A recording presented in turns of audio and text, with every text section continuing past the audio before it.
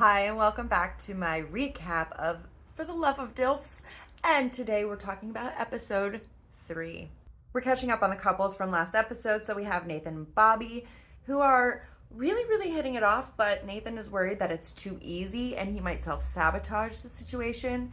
So there's a little tiptoeing dance there, a little caution there. Mateo is unsure of Gordon because he's unsure of if Gordon likes him or likes Tokyo more. Gordon, for his part, likes Mateo more, so they're in the right couple. And then Tokyo gets mad at Gordon for not wanting to be with him, although, especially after the one-on-one they had, the two-on-one they had with Stormy about communication, and so that just goes down like a whole shit show, so that doesn't go over well. However, this just means that Tokyo and Gordon are kind of cut ties, and now Gordon has the freedom to move on and explore things with Mateo. The himbos get called into the room in the mansion, and they're given a puzzle. Like maybe a 25 to 30 piece puzzle. Black and white. And they're like, here, put this together, and there's a picture of the new daddy who's coming in, right? They can't put a puzzle together. I don't understand what's wrong with these people. I don't understand why they can't put together a puzzle that is like 20 to 30 pieces maximum. That is literally this much of a person's face. You can say, oh, that's an eyeball, that goes there. This is an eyeball. Tokyo rightfully is getting upset like I am.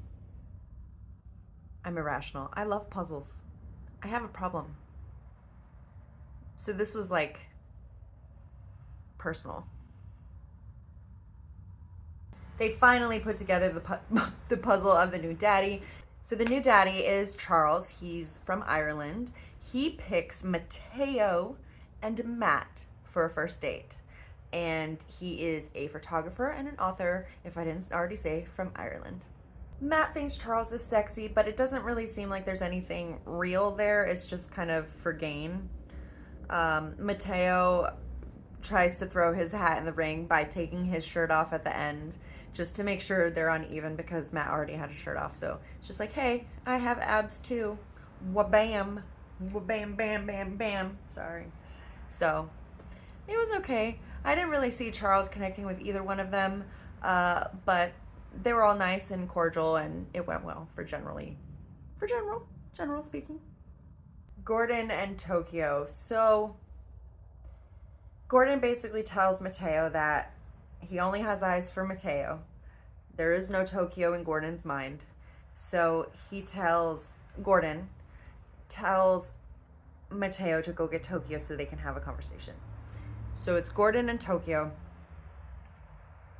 And Gordon is explaining to Tokyo how he's trying to communicate with Tokyo and being honest and open and saying, hey, I want to get to know Mateo more so than continue this. Meanwhile, Tokyo is pulling his shorts down to expose his thonged buttocks, leans over the billiards table and starts twerking on it and going, I'm listening, sure, which was just first impressive with the twerking, but also very disrespectful to Gordon, who was just trying to have a conversation with him. So that irritated me about Tokyo. It's just all drama. It's all at 11, and anything serious, there's a deflection with disrespect or humor. I don't know what that was. It was just irritating. Just irritating. Come on, Tokyo, you're better than this. But the twerking, 10s all around. 10s. This twerking display by Tokyo made it very easy for Gordon to say, okay, I'm gonna go focus on Mateo, you do you. So, peace. You know, it would for me too. I'd be like, okay, I'm done with this. I don't have the time or the patience for this. So, moving on. The himbos and daddies are enjoying a pool day, and I don't know where they are, but there were tons of iguanas just like all around the pool, and like one swam through. It was like, okay, where's Godzilla? I'm not scared of iguanas. They're cool, but like so many of them. Tokyo then goes to talk to Big Daddy, Big Tony, Big Daddy Tony, um, who is lounging by the pool, and Tokyo is bitching to Big Tony about Gordon, and eventually it comes around, so it turns flirty, and then Tokyo ends up sitting on Tony's lap, and they smoochy smooch. So it looks like everybody is getting to where they should be. Tokyo with Tony, and Mateo and Gordon, and the animosity just let it go. Let it go. Let it go.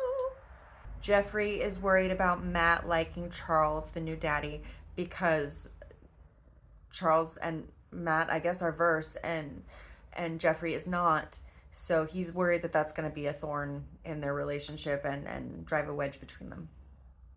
Here's the fun challenge. It's 2 truths and a lie. It's the himbos. So each of the himbos has to do 2 truths and a lie. The daddies as a group have to decide which one is the lie, or which one is the lie. And whoever gets more points gets to pick their respective dates for the evening. I wrote these all down, so I'm going to read them. Prince Charming Tony is first. His 3 things. He ate a tarantula. He has gone on a date with everyone from all 50 states. With a person from all 50 states, I'm sorry. And he hooked up with Prince Charming from Disneyland. Okay, so the daddies guessed that he did not hook up with somebody from all 50 states. However, that was a truth. He actually has. The lie was that he hooked up with Prince Charming, the character, or the person in the character costume. All right, we have Mateo. Mateo, I found it kind of hard to understand his first one. It was something about photoshopping his butt, I think. The second one was that he's had butt injections, and the third one is that he's given oral to a 9-inch. The daddies guessed that the lie was that Mateo has had butt injections, and that was in fact the lie. So his buttocks is all natural. Then we have Nathan. So we have one himbos, one daddy. So 1-1. So Nathan, his 2 truths and a lie was that he was banned from a gym. He played the villain in a High School Musical, and he was walked on a leash. I think that's what he said. I'm pretty sure that's what he said. The daddies guessed that he was banned from a gym. However, the lie was that he was walked on a leash. He's never been walked on a leash. He has, however, been banned from the gym. I wonder which one. All right, himbo's up 2-1. Now we have Tokyo. He's obsessed with the Statue of Liberty. He's a people person. And Dion is his middle name. The daddies guess that Dion is his middle name is a lie. However, Tokyo don't give up about the Statue of Liberty. Daddies fail. That means the himbos get to pick their dates get to pick their partner for the dates.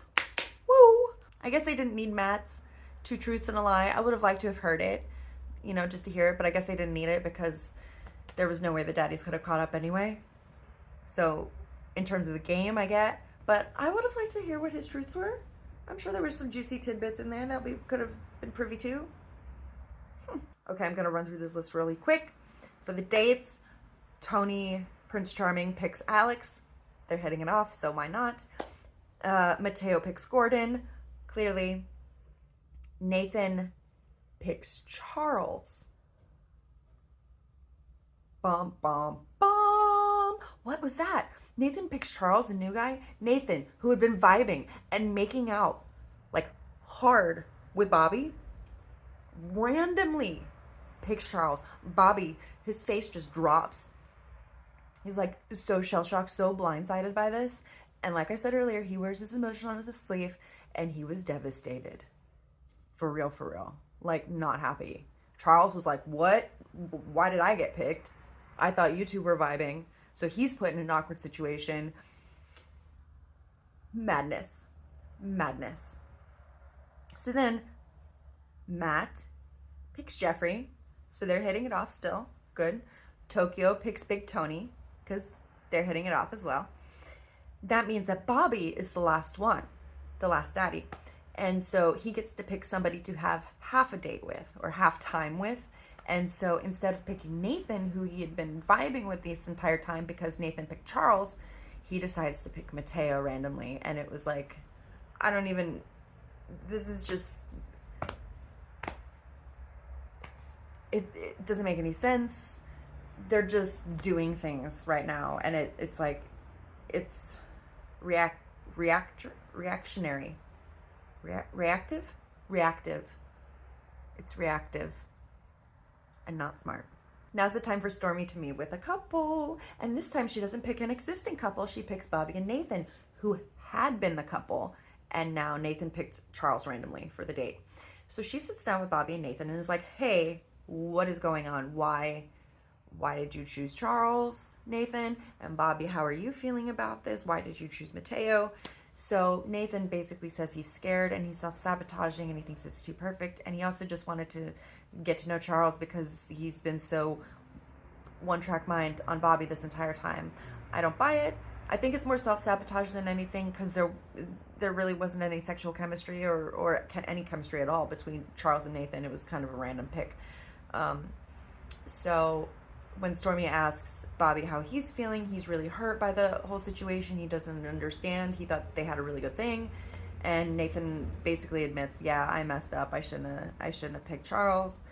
I made a mistake and I'm sorry. And so they basically agreed to like just go on their dates, not like pursue anything, but go on their dates, have a decent time, and then really come back and rekindle their relationship that they had been so strong with the whole time. So thank you, Stormy, for putting those pieces back together where they belonged. For their dates, they were given disposable cameras or iPhones or something. I don't know. Disposable cameras. How old am I? So they were given cameras to go take sexy pictures of each other on their dates. Honestly, nothing super exciting happens here. They take sexy pictures. Tony spanks Tokyo. Mateo and Gordon are in the pool and they smoochy smooch.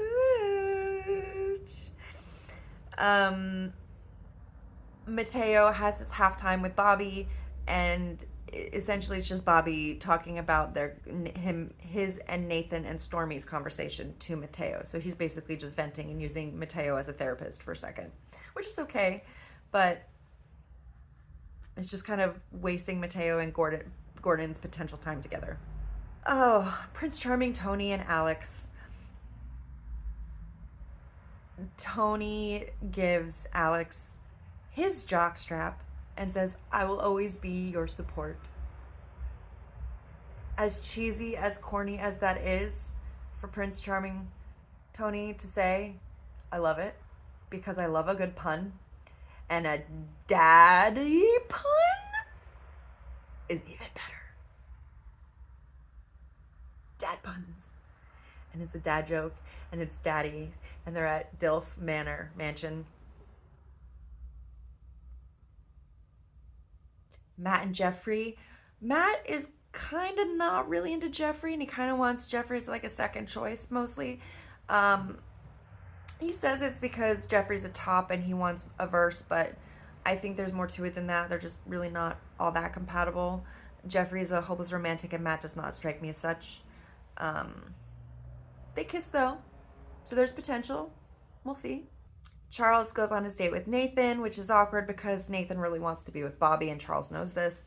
Charles brings his fancy camera because he's a photographer and they take pictures, but they're just vibing as friends, and everybody knows that Nathan and Bobby are really together, and Charles is just kind of like, okay, thanks, you wasted my date, sir.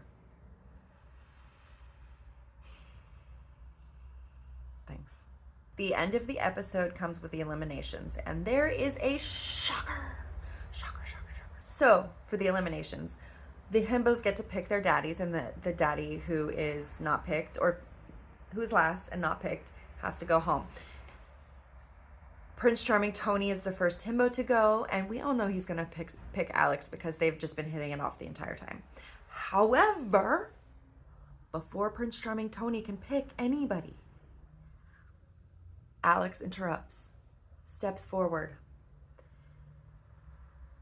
and explains that he has to leave because his heart is still recovering from a previous relationship, and he cannot give his 100% into anything on the show or any relationship right now, that he has some work to do, and he's working on his sobriety. And it was a very moving and touching and heartfelt moment for everybody. There were tears from several of the people and Stormy, and so yeah, Alex bowed out, and it was very brave, and Stormy thanked him for his time and for his story. Everybody gave Alex a hug, and then everybody went inside, and Stormy made sure that Prince Charming Tony and Alex could have a moment together before Alex left.